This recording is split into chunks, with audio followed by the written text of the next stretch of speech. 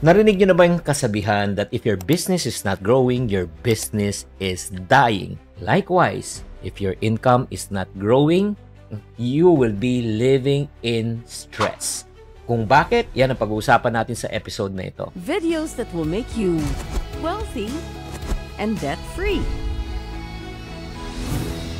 Hi there, this is Chinky Tan, your pambansang wealth coach. Alam nyo mga ka-friendship, growth nowadays is not a luxury but it is a necessity. Bakit growth ay napaka-importante? Because growth is a sign of life. Lahat ng mga bagay na buhay ay lumalago. Pag tayo ay nagtanim, di ba makikita mo yung puno, lumalago. Di ba dumadami po ang bunga, dumadami ang mga dahon. Ganun din po, pagdating po sa negosyo. Ang negosyo po kailangan po lumago. Bakit po? Sa totoo lang, if you are a businessman out there o nasa sales ka, pataas ng pataas ang iyong cost of goods, cost of expenses, yung OPEX, operational expense mo. Pero yung benta mo, pag hindi tumataas, darating ang panahon, malulugi ka. As a matter of fact, I personally write books. Alam nyo ba, from the time when we set our price, nag 5 times na po ang increase ng paper cost ko, pero hindi pa ako nag-i-increase ng presyo ng produkto ko. Bakit po? Kasi nga, very price sensitive po ang market. Kung nag-price increase ka agad, imbis na makabenta ka, baka wala ka pang benta. So, in other words, kinakain po yung profit margin. And likewise, ladies and gentlemen, kung ikaw, breadwinner ka, dalawa lang kayong mag-asawa na nag-umpisa, nagkaroon ka ng anak, tumataas ang expenses mo. Siyempre, may gatas, may diaper, mag-aaral yan, 2 anak, 3 anak. So, pag hindi tumataas ang income mo, may problema ka. Do you agree? Type agree sa comment section if you agree. What happens if we do not grow financially? Number 1, financial stress. Diba? Again, tumataas lahat ang bilihin pero ang kita hindi ko tumataas. Number 2, pag hindi ka nag-grow, you're missing out on opportunities. Kasi imbis na makuha mo yung market, diba? Mag-expand ka, pero yung competition mo ang nakakuha ng market.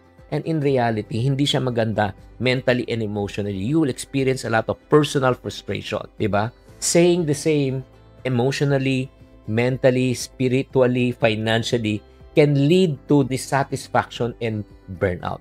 Siyempre, gusto natin, di ba, mag-level up tayo. Di ba, mag-upgrade po tayo. Agree? But the question is this. I would like to ask you right now personally. What is stopping you from growing? May pumipigil po talaga sa atin eh. Ito yung number 1 factor na pwedeng pumigil po sa atin in growing. Number 1, the fear of failure. Sino sa inyo guilty? Type guilty sa comment section. Yung takot ka sumubok ng bago, tinatanong mo sarili, what if I fail? What if it doesn't work? Ano sabihin ng ibang tao? Let me tell you this. Huwag kang masyadong concerned kung ano sabihin ng tao. Mas maging concerned kung ano ba talaga ang tunay na sitwasyon ng iyong buhay ngayon. Failing is really a step towards learning and growth. Failing is your starting point towards to success. Nobody can succeed without failing. So that's number 1 reason. Number 2 is what? Comfort zone. Complacency.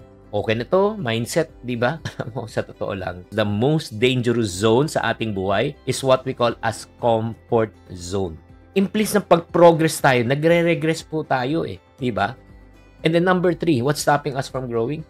The lack of vision. Walang malinaw na goal sa buhay. Wala kang drive na mag-level up sa buhay. Kapatid, buhay ka pero wala ka namang kabuhay-buhay. Hindi ka excited.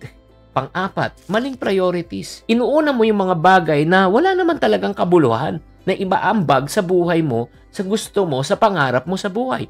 Nasasayang lang yung oras at resources po natin. Tulad ng panunood ng mga bagay na hindi naman kailangan, pakipag-usap sa mga tao na talagang imbis na makabuti sa iyo, ito pa ay nagda-down sa iyo, di ba? Pag-uusapan niyo yung mga bagay, mga chismis, mga latest story na wala naman iambag sa iyo. Pasensya na po kayo. Pero I want you to have the feeling that magkaroon ka ng growth mindset, magkaroon ka ng growth mode. I hope that this year, yan na magiging mindset mo. So, ang question ko, do you want to grow? Kung ang sabi mo, you want to grow, eto na po. I will give you 5 simple things that you can do. You can start right now in order for you to grow financially. Number 1, learn and upskill. In order for you to really increase your income, you have to increase your way of what? Learning. Let me ask you this question. May kakilala ba kayong taong kumikita ng 100,000 a month, 500,000 a month, 1 million a month? Yes, of course. Ano ibig sabihin yan? Ibig sabihin lang yan, napakasimple. Number 1, posible siya kasi nagagawa ng iba. Number 2, meron silang alam na hindi mo alam. Meron silang ginagawa na hindi mo ginagawa. So, anong gagawin natin? Kailangan you and I should learn. Invest in new learning skills that are in demand. Like for example, freelancer. Kung hindi ka pa nagpe-freelancer, pwede ka mag-freelance. Diba? Pwede ka mag-digital marketing. Pwede ka mag-funnel design. Ang daming high-income skills right now. Or pwede ka maging AI engineer. Please learn how to upskill para tumaas ang income mo. Number 2, how can we grow financially? Pag kumita ka na, start small investment. Huwag kang matakot na mag-invest. Kahit sa 500 pesos a month lang, pwede ka na mag-invest sa Pag-ibig MP2 Fund na pwedeng tumubo ang pera mo from 6 to 8% annually. Number 3, learn how to diversify your income. Alam mo, sa totoo lang relying on one source of income is very risky. Alam naman po natin yun, nangyari noong 2020, nagkaroon ng pandemic. Ano nangyari nung isa lang? Wala. Natigil ang income, kaya wala na pumapasok. Kaya nga, I just want to encourage you. Start an online selling business. Freelancing. Pwede kang mag-affiliate marketing. Build a small business. Pang-apat, importante para madagdagan ang ating income, syempre, track your growth. Regularly check mo yung performance mo. Pag hindi mo binabantayan yung progress mo, hindi ka talaga lalaki. What you monitor, you will progress. What you don't monitor, you will regress. And last but not least, stay consistent. Alam mo, small consistent action will lead to big results. It's not about how fast you start It's how consistent you build. Parang yung kuneho at saka yung pagong. Napakabilis nga ng kuneho pero wala. Diba? Hindi siya consistent. Pero yung pagong, consistent. Kaya nakakross ng finish line. Kaya nga alam mo, ladies and gentlemen, I want to challenge you again this year. Just like what I mentioned from the start, if your business is not growing, if you're in business, your business is dying. If your income is not growing, nako, you would be living in stress in the future. We are programmed to grow mentally, emotionally, spiritually, and even financially. And I hope na sana tignan mo to. Growth is not just improving your bank account. It's about becoming a better version of yourself every single year. So guys, ang tanong ko po sa inyo, nagustuhan nyo ba tong episode na ito? Do you want really to grow financially? Pero nabitin kayo sa episode na ito, huwag ka na mag-alala, sagot na kita. I'm going to give a webinar that will teach people on how to double and how to 12 times their income this year. The good news is this is a free webinar.